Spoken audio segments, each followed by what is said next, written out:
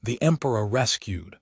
The last chapter told of the defeat of Lu Pu and his gathering the remnant of his army at Hapin. When all his lieutenants had joined him, he began to feel strong enough to try conclusions with TsʻUi once again. Said Kung, who was opposed to this course, "He is too strong. Seek some place where you can rest a time before trying." "Suppose I went to Yuan Shao," said Lu Pu. "Send first to make inquiries." Lu Pu agreed. The news of the fighting between TsʻUi and Lu Pu had reached Iku, and one of Yuan's advisors, Sharon Pa, warned him, saying, "If this savage Lu Pu gets possession of Yanchu, he will certainly attempt to add this district to it. For your own safety, you should help to crush him." Wherefore Yen Liang, with 5 legions, was sent. The spies heard this and at once told Lu Pu, who was greatly disturbed, and called in the faithful Kung. "Go over to Liu Pei, who has lately succeeded to TsʻUi." Hence Lu Pu went thither. Someone urged Liu Pei to go out to meet such a warrior and receive him with honor. Mai Chu was strongly against receiving him at all, saying he was a cruel, bloodthirsty beast. But Pei replied, "How would misfortune have been averted from this place if he had not attacked Yanchu? He cannot be our enemy now that he comes seeking an asylum." "Brother, your heart is really too good. Although it may be as you say, yet it would be well to prepare," said Chang Fei. The new prefect with a great following met Lu a long way outside the city gates, and the 2 chiefs rode in side by side. They proceeded to the residence, and there, after the elaborate ceremonies of reception were over, they sat down to converse. After Wang Yun's plot to slay Tung Chou and my misfortune in the Laikuo sedition, I drifted about from one place to another, and none of the nobles seemed willing to receive me. When TsʻUi wickedly invaded this district, and you, sir, came to its rescue, I aided you by attacking Yanchu and thus diverting a portion of his force. I did not think then that I should be the victim of a vile plot and lose my leaders and my soldiers. But now, if you will, I offer myself to you that we may together accomplish great designs." Liu Pei replied, "When the late prefect died, there was no one to administer TsʻUi, and so I assumed that task for a time. Now, since you are here, General, it is most suitable that I retire in your favor." Whereupon he handed the insignia and the seal to Lu Pu. Lu was on the point of accepting them when he saw Quan and Chang, who stood behind the prefect, glaring at him with angry eyes. So he put on a smile and said, "Lu may be something of a fighting man, but he could not rule a place like this." Yuan Ter repeated his offer. Kung said, "The strong guest does not oppress his host. You need not fear, O Prince-elect." Then Yuan Ter desisted. Banquets were held and dwelling places prepared for the guest and his retinue. As soon as convenient, Lu Pu returned the feast. Liu Pei went with his 2 brothers. Half through the banquet, Lu Pu requested his guest to retire to one of the inner private rooms, whither the brothers followed him. There Lu Pu bade his wife and daughters bow as to their benefactor. Here also Yuan Ter showed excessive modesty, and Pu said, "Good younger brother, you need not be so very modest." Chang Fei heard what he said, and his eyes glared. "What sort of a man are you that dares call our brother younger brother?" cried he. "He is one of the ruling family, a golden branch, a jade leaf. Come out, and I will fight you 300 bouts for the insult." Yuan Ter hastily checked the impulsive one, and Quan Yu persuaded him to go away. Then the host apologized, saying, "My poor brother talks wildly after he has been drinking. I hope you will not blame him." Lu Pu nodded, but said nothing. Soon after the guests departed, but as the host escorted Liu Pei to his carriage, he saw Chang Fei galloping up armed as for a fray. "Lu Pu, you and I will fight that duel of 300, shouted he. Liu Pei bade Quan Yu check him.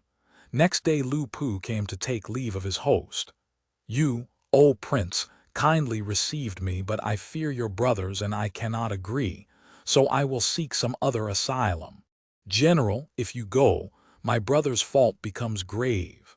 My rude brother has offended and must eventually apologize. In the meantime, what think you of a temporary sojourn at the town where I was encamped for some time, TsʻUi? The place is small and mean, but it is near, and I will see to it that you are supplied with all you need. Lu Pu thanked him and accepted this offer. He led his men there and took up residence. After he had gone, Liu Pei buried his annoyance, and Chang Fei did not again refer to the matter. That TsʻUi had subdued Shantung has been stated before. He memorialized the throne and was rewarded with the title of general with the epithet Firm Virtue, and a marquisate. At this time, the rebellious Lai TsʻUi had made himself Ta-Su-Ma, or Minister of War, and his colleague styled himself Grand Commander. Their conduct was abominable, but no one dared to criticize them. The Taiyu Yang Pio and the Minister of Agriculture, Chu Qin, privately talked with the Emperor Xin and said, TsʻUi has 20 legions of soldiers and many capable advisors and leaders. It would be well for the empire if he would lend his support to the imperial family and help to rid the government of this evil party. His Majesty wept. I am weary of the insults and contempt of these wretches, and should be very glad to have them removed, said he. I have thought of a plan to estrange Lai and Kuo, and so make them destroy each other. Then TsʻUi could come and cleanse the court, said Pio. How will you manage it? Asked the emperor. Kuo's wife is very jealous, and we can take advantage of her weakness to bring about a quarrel. So Yang Pio received instruction to act, with a secret edict to support him. Pio's wife made an excuse to visit Madame Kuo at her palace, and in the course of conversation said, There is talk of secret liaison between the general, your husband, and the wife of the minister Lai. It is a great secret, but if the minister knew it, he might try to harm your husband. I think you ought to have very little to do with that family. Madame Kuo was surprised but said, I have wondered why he has been sleeping away from home lately, but I did not think there was anything shameful connected with it. I should never have known if you had not spoken. I must put a stop to it. By and by, when Madame Yang took her leave, her hostess thanked her warmly for the information she had given. Some days passed and Kuo-Su was going over to the dwelling of his colleague to a dinner. His wife did not wish him to go, and she said, This TsʻUi is very deep, and one cannot fathom his designs. You two are not of equal rank, and if he made away with you, what would become of your poor handmaid? Kuo-Su paid no attention, and his wife could not prevail on him to stay at home. Late in the afternoon, some presents arrived from the Lai palace, and Kuo's wife secretly put poison into the delicacies before she set them before her lord. He was going to taste at once, but she said, It is unwise to consume things that come from outside. Let us try on a dog first. They did, and the dog died. This incident made Kuo doubt the kindly intentions of his colleague. One day at the close of business at court, Lai invited Kuo to his palace. After Kuo arrived home in the evening, rather the worse for too much wine, he was seized with a colic. His wife said she suspected poison and hastily administered an emetic, which relieved the pain. Kuo-Su began to feel angry. We did everything together and helped each other always. Now he wants to injure me. If I do not get in the first blow, I shall suffer some injury. So Kuo began to prepare his guard for any sudden emergency. This was told to Lai, and he in turn grew angry, saying, So Kuo is doing so and so. Then he got his guard under way and came to attack Kuo. Both houses had several legions, and the quarrel became so serious that they fought a pitched battle under the city walls. When that was over, both sides turned to plunder the people. Then a nephew of Lai's suddenly surrounded the palace, put the Emperor and Empress Dowager Fu in 2 carriages and carried them off. The palace attendants were made to follow on foot. As they went out of the rear gate, they met Kuo's army, who began to shoot at the cavalcade with arrows. They killed many attendants before Lai's army came up and forced them to retire. It is unnecessary to say how the carriages were got out of the palace, but they eventually reached Lai's camp, while Kuo's men plundered the palace and carried off all the women left there to their camp. Then the palace was set on fire. As soon as TsʻUi heard of the whereabouts of the emperor, he came over to attack the camp. The emperor, between these 2 opposing factions, was greatly alarmed. Slowly the hands had declined but renewed their vigor with Kuangwu. 12 were the rulers before him, followed him also 12 others. Foolish were 2 of the latest. Dangers surrounded the altars. These were degenerate days, with authority given to eunuchs. Then did Ho Chin the simple, the inept, who commanded the army, warriors call to the capital, wishing to drive out the vermin. Though they drove out the leopard, tigers and wolves quickly entered. All kinds of evil were wrought by a low-class creature from TsʻUi.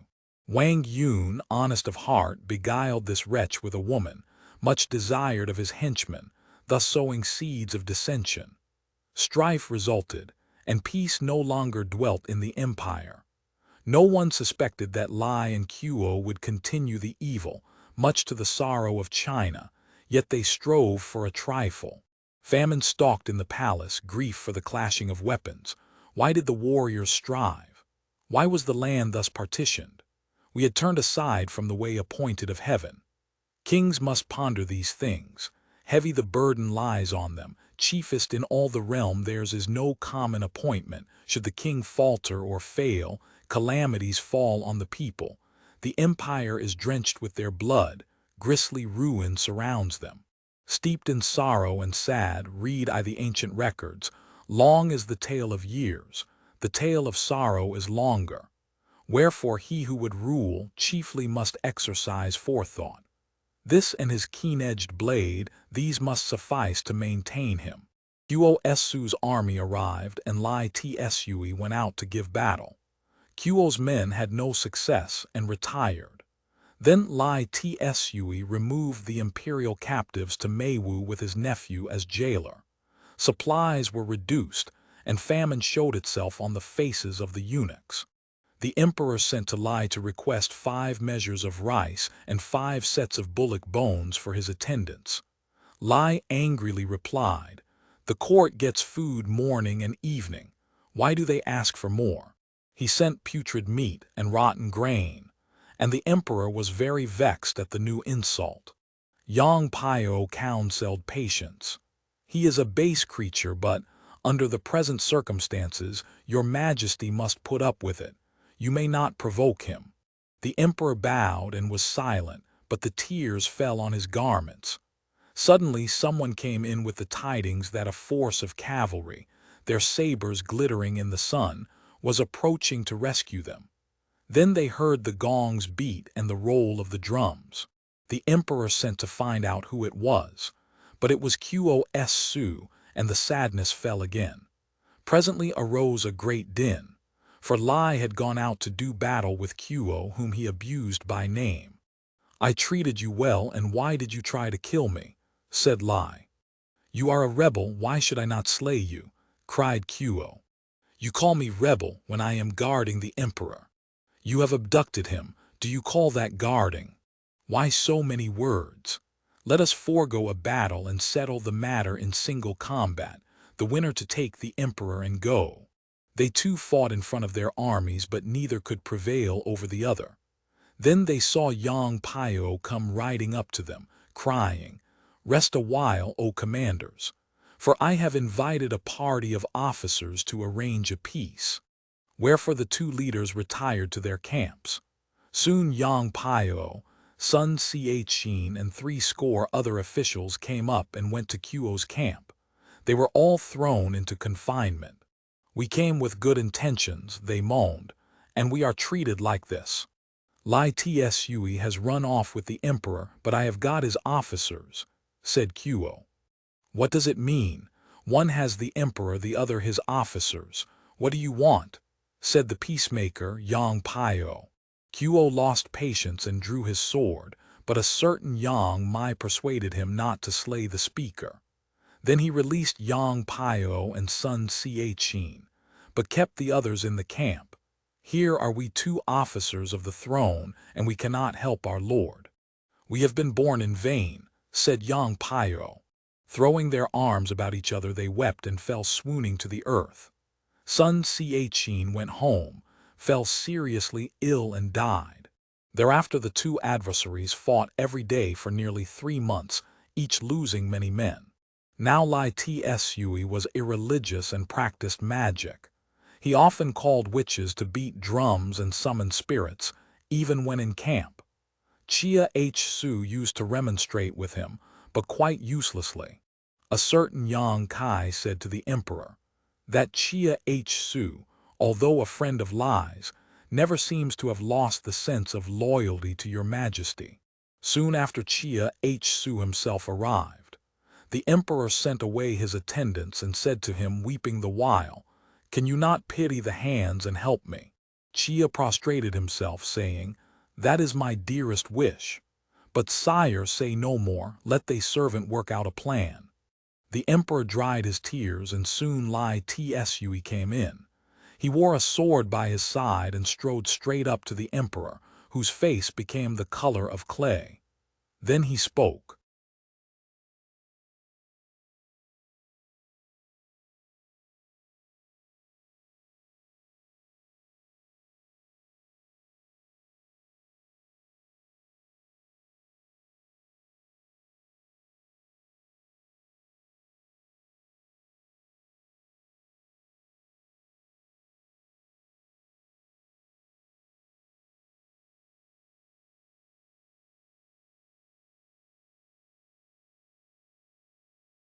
TsʻUi has failed in his duty and imprisoned the court officers.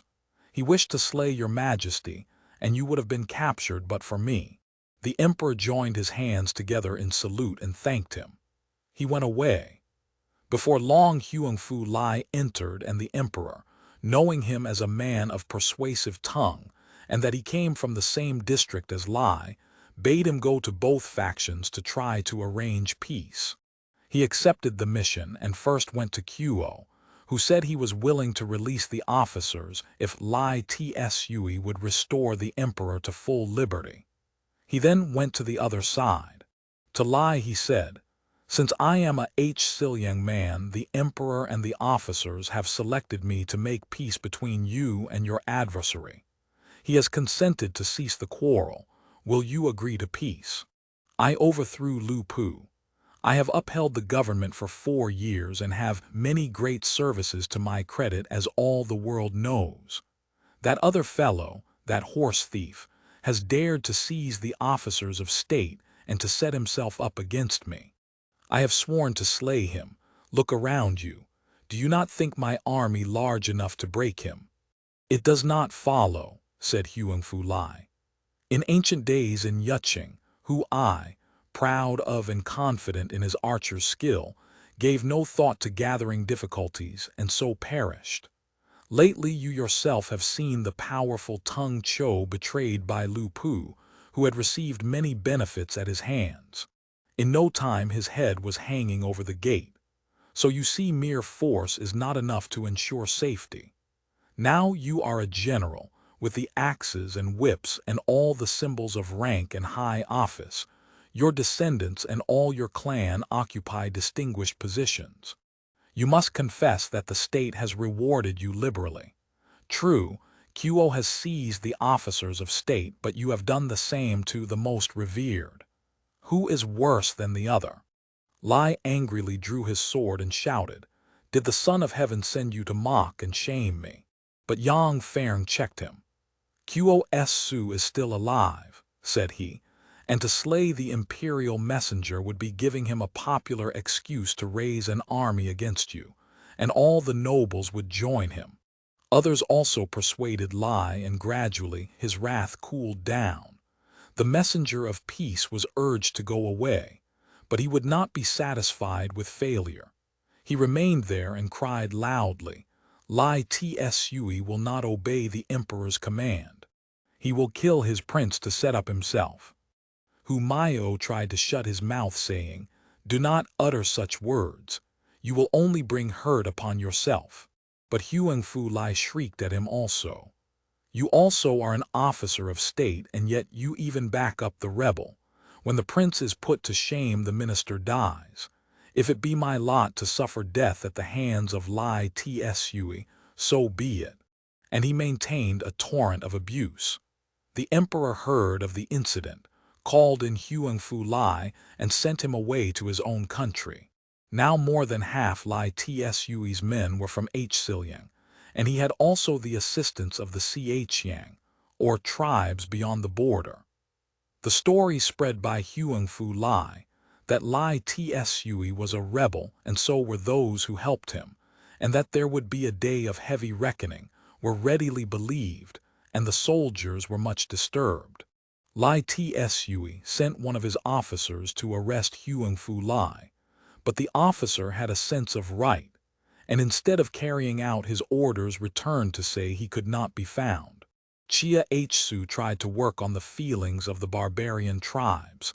He said to them, the emperor knows you are loyal to him and have bravely fought and suffered. He has issued a secret command for you to go home, and then he will reward you. Tribesmen had a grievance against TsʻUi for not paying them, so they listened readily to the insidious persuasions of TsʻUi and deserted. Then Chia represented to the emperor the covetous nature of Lai, and asked that honors be heaped upon him now that he was deserted and enfeebled. So he was raised to the rank of president of a board of state. This delighted him greatly, and he ascribed his promotion to the potency of his wise women's prayers and incantations. He rewarded those people most liberally, but his army was forgotten. Wherefore Yang Feng was angry, and he said to one Sung Kuo, we have taken all the risks and exposed ourselves to stones and arrows in his service, yet instead of giving us any reward he ascribes all the credit to those witches of his. Let us put him out of the way and rescue the emperor, said Sung. You explode a bomb within his signal, and I will attack from outside. So the two agreed to act together that very night in the second watch, but they had been overheard, and the eavesdropper told TsʻUi. The traitorous Sung was seized and put to death. That night Yang waited outside for the signal, and while waiting, out came Lai himself and found him. Then a fight began, which lasted till the fourth watch. But Yang Feng got away and fled to Sion in the west. But from this time, TsʻUi's army began to fall away, and he felt more than ever the losses caused by Kuo's frequent attacks. Then came news that Chiang Kai, at the head of a large army, was coming down from the west to make peace between the two factions. Chiang said he would attack the one who was recalcitrant. TsʻUi tried to gain favor by hastening to send to tell Chiang Kai he was ready to make peace. So did Kuo-su.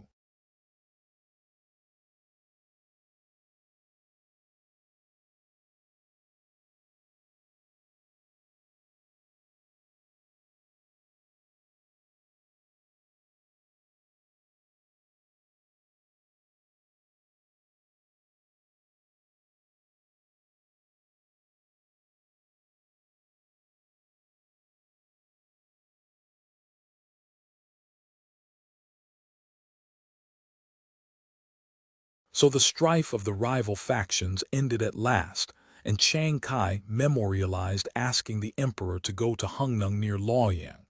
He was delighted, saying he had longed to go back to the east. Chiang Kai was rewarded with the title of General of Cavalry and was highly honored. He saw to it that the emperor and the court had good supplies of necessaries.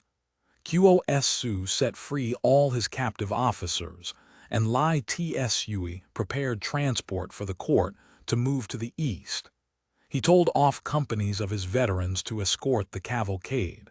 The progress had been without incident as far as Sinfeng. Near Paling, the west wind of autumn came on to blow with great violence, but soon above the howling of the gale was heard the trampling of a large body of horse. They stopped at a bridge and barred the way. "Who comes?" cried a voice. "The imperial chariot is passing, and who dare stop it?" said Yang Kai, riding forward. Two leaders advanced. "General Kuo has ordered us to guard the bridge and stop all spies. You say the emperor is here. We must see him, and then we will let you pass." So the beaded curtain was raised, and the emperor said, "I, the emperor, am here. Why do you not retire to let me pass, gentlemen?" They all shouted, "Long life, and fell away to allow the cordage through. But when they reported what they had done, Kuo was very angry. "I meant to outwit Chiang Kai, seize the emperor and hold him in Meiwu. Why have you let him get away?" He put the two officers to death and set out to pursue the cavalcade, and overtook it just at Huayin. The noise of a great shouting arose behind the travelers, and a loud voice commanded the chariot to stop. The emperor burst into tears. "Out of the wolf's den into the tiger's mouth," said he. No one knew what to do. They were all too frightened. But when the rebel army was just upon them, they heard the beating of drums, and from behind some hills came into the open a cohort of soldiers preceded by a great flag, bearing the well-known name of that trusted leader, Yang Feng. Now after Yang Feng's defeat he had camped under Chengnanshan, and had come up to guard the emperor as soon as he knew of his journey. Seeing it was necessary to fight now, he drew up his line of battle, and TsʻUi Yung, one of Kuo's leaders, rode out and began a volley of abuse. Yang Feng turned and said, "Where is Kung Ming?" In response out came a valiant warrior gripping a heavy battle-axe. He galloped up on his fleet bay, making directly for TsʻUi Yung, whom he felled at the first blow. At this, the whole force dashed forward and routed Kuo. The defeated army went back some 20 li, while Yang Feng rode forward to see the emperor, who graciously said, "It is a great service you have rendered. You have saved my life." Yang bowed and thanked him, and the emperor asked to see the actual slayer of the rebel leader. So he was led to the chariot, where he bowed and was presented as Su Huang, also known as Su Kungming, of Yangchun. Then the cavalcade went forward, Yang Feng acting as escort as far as Huayin, the halting place for the night. The general there supplied them with clothing and food, and the emperor passed the night in Yang Feng's camp. Next day Kuo Su, having mustered his men, appeared in front of the camp, and Su Huang rode out to engage. But Kuo threw his men out so that they entirely surrounded the camp, and the emperor was in the middle. The position was very critical, when help appeared in the person of a galloping horseman from the southeast, and the rebels fell away. Then Su Huang smote them, and so scored a victory. When they had time to see their helper, they found him to be Tung Chiang, the state uncle. The emperor wept as he related his sorrows and dangers. Said Tung, "Be of good courage, sire. We pledge ourselves to kill both the rebels and so purify the world." The emperor bade them travel east as soon as possible, and so they went on night and day till they reached their destination. Kuo led his defeated army back, and meeting Lai TsʻUi told him of the rescue of the emperor and whither he was going. If they reach Shantung and get settled there, they will send out proclamations to the whole country, calling up the nobles to attack us, and we and our families will be in danger. Chiang Kai holds Shangan, and we must be careful. There is nothing to prevent a joint attack on Hungnung when we can kill the emperor and divide the country between us, said Lai. Kuo found this a suitable scheme, so their armies came together in one place and united in plundering the countryside. Wherever they went, they left destruction behind them. Yang and Tung heard of their approach when they were yet a long way off, so they turned back to meet them and fought the rebels at Tungchian. The two rebels had previously made their plan. Since the loyal troops were few as compared with their own horde, they would overwhelm them like a flood. So when the day of battle came, they poured out, covering the hills and filling the plains. The two leaders devoted themselves solely to the protection of the emperor and the empress. The officials, the attendants, the archives and records, and all the paraphernalia of the court were left to care for themselves. The rebels ravaged Hungnung, but the two faithful soldiers got the emperor safely away into the north of Shaanxi. When the rebels showed signs of pursuit, Yang and Tung sent to offer to discuss terms of peace, at the same time sending a secret edict to Hadong calling upon the old, White Wave general, Han and Lai Yue and Hu TsʻUi for help. Lai Yue was actually a brigand, but the need for help was desperate. These three, being promised pardon for their faults and crimes and a grant of official rank, naturally responded to the call, and thus the loyal side was strengthened so that Hungnung was recaptured. But meanwhile, the rebels laid waste whatever place they reached, slaying the aged and weakly, forcing the strong to join their ranks.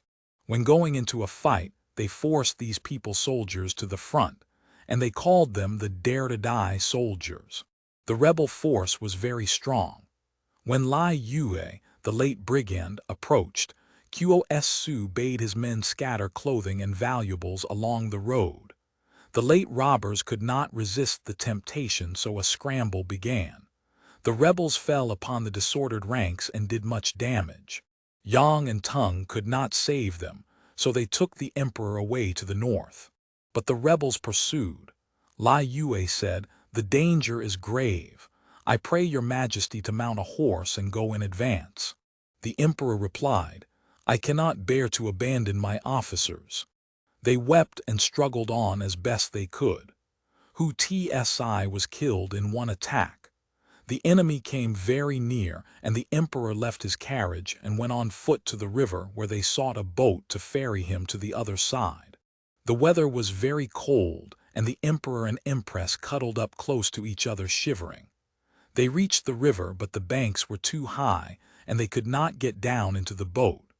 So Yang Feng proposed to fasten together the horses' bridles and lower down the emperor slung by the waist. However, some rolls of white silk were found, and they rolled up the two imperial personages in the silk, and thus they lowered them down near the boat. Then Lai Yue took up his position in the prow, leaning on his sword. The brother of the empress carried her on his back into the boat.